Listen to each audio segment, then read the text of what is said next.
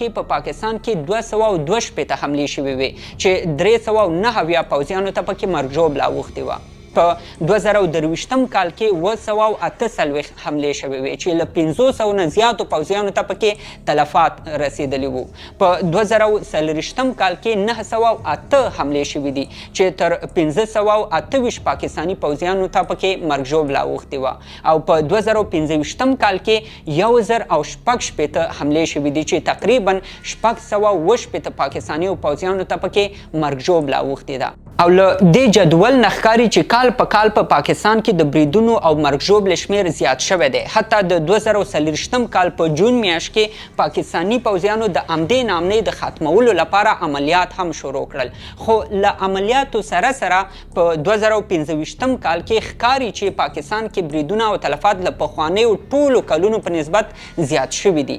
اوس پوښتنه دا را پیدا کیږي چې پاکستان په ټوله دنیا کې یو له هغو ملکونو نه دی چې زیات پوځیان لري او شمیر یې تقریبا 6,000 کسانو ته رسیږي او هر کال تقریبا تر 14 میلیارډو ډالرو پورې مصرف هم لري. یعنی که پاکستاني کلدارې باندې دا حساب شي نو د پاکستان په پوځ باندې هر کال 4.5 ټریلیونه کلدارې مصرفیږي، خو بیا هم په خپل هیواد کې دننه ناامني نشي کنټرولولی.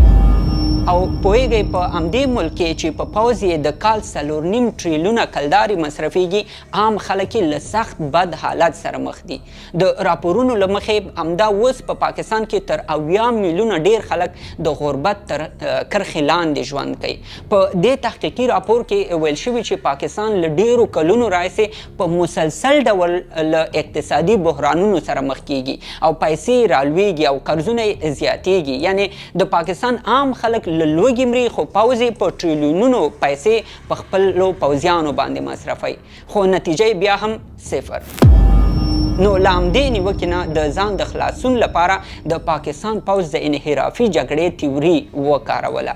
او دا اول ځل هم نه دی بلکې هر ځل چې پاکستاني پوځ باندې په خپل هیواد کې دننه انتقادونه زیات شوي دي، دوی یا له هندوستان او یا هم له افغانستان سره د همدې نظریې په اساس جګړه شروع کړې.